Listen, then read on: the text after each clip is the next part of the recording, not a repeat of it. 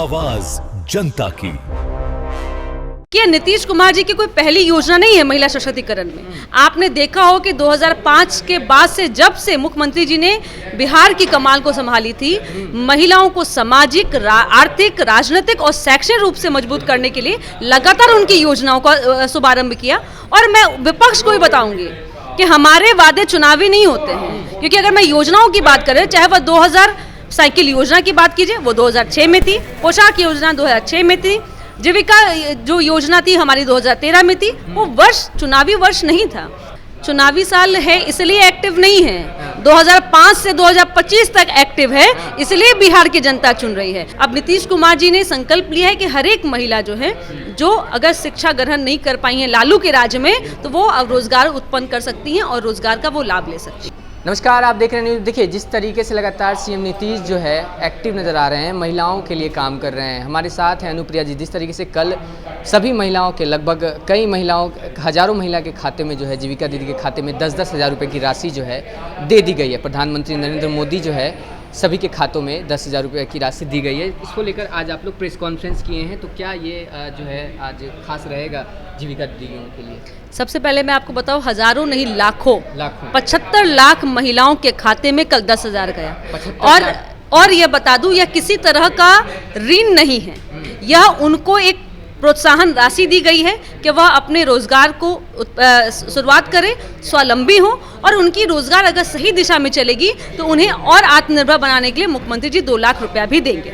दूसरी बात कि नीतीश कुमार जी की कोई पहली योजना नहीं है महिला सशक्तिकरण में। आपने देखा हो कि 2005 के बाद से जब से मुख्यमंत्री जी ने बिहार की कमान को संभाली थी, महिलाओं को सामाजिक, आर्थिक, राजनीतिक और शैक्षणिक रूप से मजबूत करने के लिए लगातार उनकी योजनाओं का शुभारंभ किया। और मैं विपक्ष को ही बताऊंगी कि हमारे वादे चुनावी नहीं होते हैं, क्योंकि अगर मैं योजनाओं की बात करें, चाहे वह 2000 साइकिल योजना की बात कीजिए, वो 2006 में थी, पोशाक योजना 2006 में थी, जीविका जो योजना थी हमारी 2013 में थी, वो वर्ष चुनावी वर्ष नहीं था। इसलिए आप जनता जानती है कि नीतीश कुमार जी हैं मतलब निश्चिंत है, नीतीश कुमार जी हैं मतलब महिला सशक्त है। विपक्ष कहीं ना कहीं इस चीज़ से खुश नहीं है और कह रहे हैं कि ये जो योजना है, मतलब ये लोग सूद समेत वापस लेंगे। जो विपक्ष है, जो पारिवारिक योजना चलाने वाली लोग है और जो परिवार को प्राथमिकता देती है, उनके पेट में तो दर्द होगा ही ना।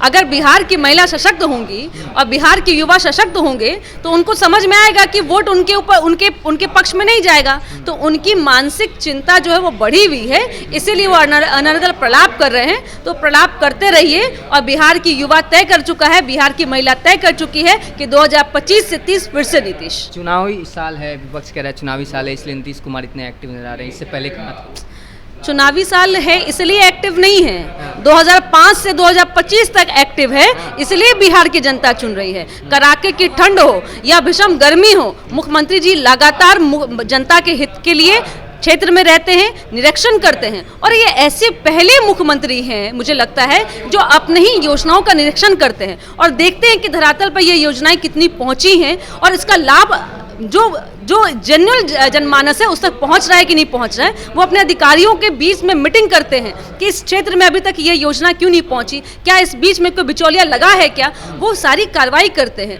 हमारे नेता ने कहा है कि न्याय के साथ विकास होगा, और न्याय के साथ विकास मतलब हर एक वर्ग का विकास होगा। चाहे वो जाति आधारित गणना के बाद में हमने संकल्प लिया, आरक्षण की सीमा हमने बढ़ाई, हमने तय किया कि जो विकास की मुख्यधारा से नहीं जुड़ पाए उन्हें हम जोड़ने का भी प्रयास करेंगे। तो हमारे नेता संकल्पित है, हमारे नेता किसी तरह से परिवार की राजनीतिक नहीं करते हैं, अपनी संपत्ति को बढ़ाने की राजनीतिक नहीं करते हैं। तो जिनके पेट में दर्द हो रहा है वो निश्चिंत रहिए, हम आपके पेट और सर का दर्द और बढ़ाएंगे।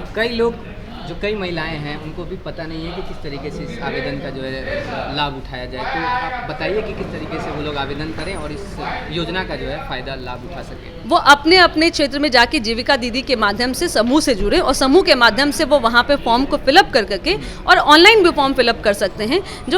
जो चाहती हैं कि वो रोजगार उत्पन्न करना चाहती हैं तो वो वहाँ से राशि ले सकती हैं। अभी 75 लाख महिलाओं के खाते में राशि गया है, आने वाले समय में और भी महिलाओं को जाएगा। और उनको यह सुनिश्चित करना करना होगा, क्योंकि उस राशि से वो किसी तरह की रोजगार उत्पन्न कर रही हैं। सभी वर्ग की महिलाएं जो है किसी भी जाति, किसी भी धर्म, किसी भी परिवार से जुड़ी हुई महिला हैं जो किसी तरह की नौकरी नहीं कर रही हैं, किसी तरह का वो इनकम टैक्स रिटर्न वो नहीं भर रही हैं, जो अभी भी अपने आप को चार दीवारी में बंद रखी हैं। अब नीतीश कुमार जी ने संकल्प लिया है कि हर एक महिला जो है, जो अगर शिक्षा ग्रहण नहीं कर पाई है लालू के राज में, तो वो अब रोजगार उत्पन्न कर सकती हैं और रोजगार का वो लाभ ले सकती हैं। चलिए, धन्यवाद। तो अनुप्रिया जी थी हमारे साथ। जिस तरीके से कल 75 लाख महिलाओं के जीविका दीदी के खाते में 10,000 की राशि जो है भेजी गई, इसको लेकर आज प्रेस कॉन्फ्रेंस किया गया। हम आपको सुनाएंगे कि किस तरीके से पूजा पैतृक और अनुप्रिया जी ने क्या कुछ कहा। यहाँ जो आप झूठ का पुलिंदा बना कर गई, हमारे इस सवाल का जवाब आप दिल्ली में बैठे बैठे हमें देंगी। दीजिएगा जवाब कि प्रियंका जी, क्या ये सही नहीं है कि कांग्रेस और आरजेडी हमेशा से हमारी एनडीए और हमारे माननीय मुख्यमंत्री जी की फॉलोअर रही है, और आज ये फॉलोअर लीडर बनने का प्रयास कर रहे हैं? तो तराजू में आपको, राजनीतिक तराजू में तौल दिया जाएगा। जीविका दीदियां जो आज गांव-गांव आत्मनिर्भरता की कहानी लिख रही हैं, क्या कभी आप जो आई यहाँ पर किसी एक भी जीविका दीदी के पास बैठकर आपने उनकी विकास की गाथा को सुना?